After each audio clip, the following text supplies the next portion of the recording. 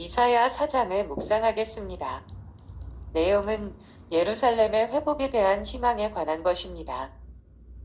2장과 3장을 통하여 지금까지 부패한 남왕국에 미칠 하나님의 졸렬한 심판을 엄중히 경고했던 이사야 선지자는 그러한 어두운 절망의 메시지 끝에 예루살렘의 회복이라는 새 희망의 비전을 제시하게 됩니다. 즉 4장에는 앞서 계속 경고해왔던 유다의 타락상이 잠시 언급된 후 전체를 할애하여 하나님의 심판의 날에 예루살렘이 회복되리라는 사실이 언급되고 있습니다. 여기서 확인하듯 하나님은 당신의 백성을 영영이 멸망시키기 위해 심판의 채찍을 드시는 것이 아니라 어떻게든 그들을 돌이켜 바로 세우기 위해 그러신다는 사실을 알 수 있습니다. 정녕 한번 하나님의 사랑의 포로가 된 자는 영영이 잃어버리지 않습니다. 이러한 하나님의 거룩한 집념이 있기에 오늘 죄 아래 신음하는 우리 일망정 궁극적인 구원을 감히 소망할 수 있는 것이 아니겠는가를 생각하게 됩니다. 이사야 선지자는 복음의 선지자로 불리울 만큼 장차 도래할 메시아 시대의 회복을 노래한 선지자입니다. 물론 이사야의 메시지 가운데는 죄악에 대한 무서운 심판의 경고도 많이 언급되었지만 반드시 잊지 않고 심판 이후에 있을 회복과 영광에 대해 그 백성을 위로하고 그 백성에게 소망을 심어주었습니다. 이사야 4장 역시 죄악에 대한 심판으로서 장차 바벨론의 침략으로 말미암을 유다 땅의 비참한 전장 내 화를 선포한 이후에 회복과 위로의 메시지를 아울러 전달하는 장면입니다. 이 같은 선지자의 이중적 메시지는 죄악에 빠진 악인들에게는 경고와 각성을 주었고 하나님의 약속을 붙들고 있는 신실한 자들에게는 무한한 위로와 소망을 주었을 것입니다. 그런데 유다 땅의 예루살렘이 참된 위로를 받고 참된 회복을 성취할 날은 장차 임할 메시아로 말미암는 메시아의 시대, 신약 시대라고 선지자는 예언했습니다. 이런 맥락에서 이사야 선지자의 예언은 종종 메시아 시대를 그 배경으로 삼고 있습니다. 2절에서 6절도 메시아 시대에 이루어질 예루살렘의 영광과 회복에 대한 내용입니다. 물론 이때 예루살렘은 장차의 교회를 예표하고 나아가 교회의 구성원들인 성도를 가리킵니다. 그렇다면 메시아 시대, 신약 시대에 이루어질 예루살렘, 곧 교회의 영광과 회복에 대해 본문을 중심으로 살펴봅시다.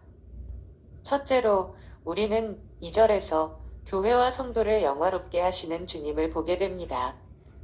메시아 시대는 말 그대로 메시아가 통치하고 다스리는 시대입니다.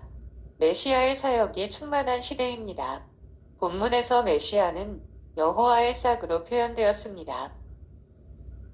싹이라고 묘사된 것은 메시아는 죽었던 것 같은 나무 곧 다윗 왕통에서 다시 살아난 듯 하기 때문이고 또한 싹이 연약한 것처럼 메시아의 초림 사역은 연약하고 비천한 고난의 종으로서 인류의 죄를 지는 십자가의 사역을 감당해야 하기 때문입니다.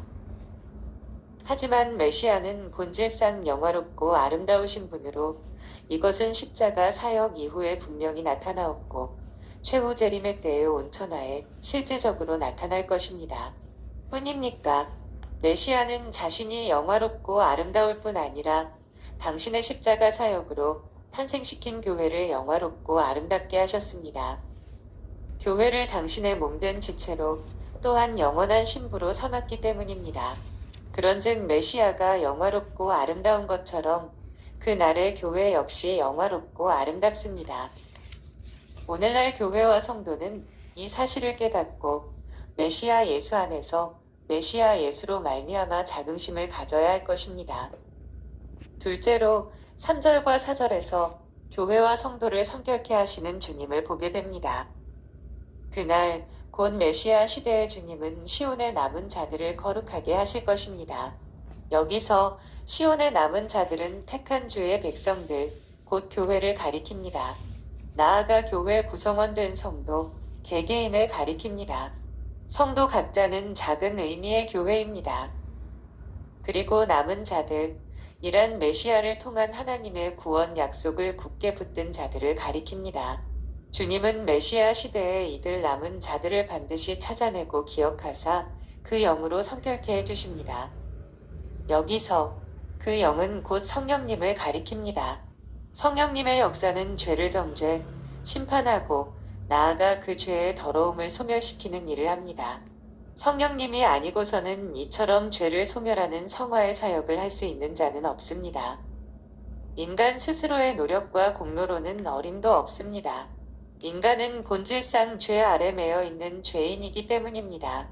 그런 고로 메시아의 십자가 사역으로 태어난 교회와 성도는 반드시 성결케 하시는 성령님의 도움과 인도를 받아야만 죄의 더러움을 씻을 수 있습니다.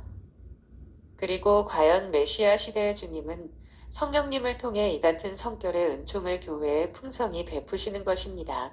오순절 때 이 땅에 임한 성령님은 오늘도 이 같은 성결, 성의 사역을 교회와 성도들에게 베풀고 계십니다. 그러한 성령님의 인도로 오늘날 우리가 죄의 늪에 빠지지 않고 성화의 길을 꾸준히 걸어가고 있는 것입니다.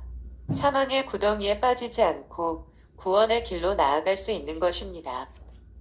셋째로 5절, 6절에서 교회와 성도를 보호하시는 주님을 보게 됩니다. 이사야 선지자는 이스라엘의 광야 여정의 사건을 회상했습니다. 그것은 참으로 택한 백성을 살피시는 주님의 보호가 밤하늘의 별빛처럼 선명하게 나타난 시기였습니다. 무엇보다도 이스라엘을 앞에 나타난 구름 기둥과 불 기둥은 그 백성을 향한 주님의 보호가 얼마나 크며 또 얼마나 자상한지를 잘 보여줍니다. 구름 기둥은 낮의 폭염으로부터, 불 기둥은 밤의 혹한으로부터 그 백성을 안전하게 지켜주었기 때문입니다. 그것은 마치 천막과도 같은 은총과 보호의 기둥이었습니다.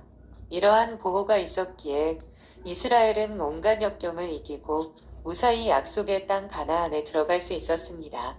오늘날도 마찬가지입니다. 여호와께서는 메시아의 사역으로 태어난 이 땅의 교회와 성도를 눈동자처럼 보호하십니다. 원수 사단은 교회를 무너뜨리고 성도를 실족시키려고 온갖 함정과 올무를 놓고 있지만 주님은 그 손길을 펴사 은총의 날개와 보호의 장막 안으로 교회와 성도를 안전하게 거두어 주십니다. 이처럼 크신 보호와 세밀하신 보살핌으로 인해 오늘날 교회와 성도는 하늘 가나안 곳 천국을 향한 신앙 여정을 무사히 마칠 수 있는 것입니다. 우리는 본문에서 이런 질문을 듣게 됩니다. 첫째로, 오늘날 메시아 시대에 살고 있는 우리는 영적 예루살렘, 교회의 시민으로서 메시아 예수로 말미암아 영화롭게 된 참으로 보배로운 존재입니다. 이 사실을 믿는 가운데 성도로서의 자긍심을 가지고 있습니까? 둘째로, 인간은 스스로의 힘으로는 지극히의 권세를 이길 수 없습니다. 오직 성령님의 도움으로서만 이길 수 있습니다. 이를 믿고 죄 문제에 부딪힐 때 성령님께 전적 의지하고 매달리길 바랍니다. 셋째로, 하늘 가나안을 향해 여행하는 순례자로서 이 시간 신앙 여정에서 나타난 하나님의 구체적인 보호의 손길을 소망하십니까? 오늘날 우리들은 메시아 시대 곧 복된 신약의 시대에 살고 있습니다. 따라서 일찍이 이사야 선지자가 예언한 바대로 오늘날 영적 예루살렘 곧 교회와 성도는 메시아 예수로 말미암아 영광을 얻고 성령님의 역사로 성화의 길을 걸으며 또 하나님의 눈동자 같은 보호로 하늘 가나안을 향한 여정을 안전하게 하고 있습니다. 그 누구도 이러한 은혜를 빼앗을 수 없습니다. 교회의 대적 사단은 예전처럼 우리를 죄의 종으로 만들고자 애쓰고 있지만 메시아 시대에는 어림도 없습니다. 교회와 성도 위에 영광과 성결과 보호가 충만한 시대이기 때문입니다. 이 사실을 믿고 범사에 감사하는 기쁨의 신앙과 삶을 누리는 우리 모두가 되기를 소망합니다. 감사합니다.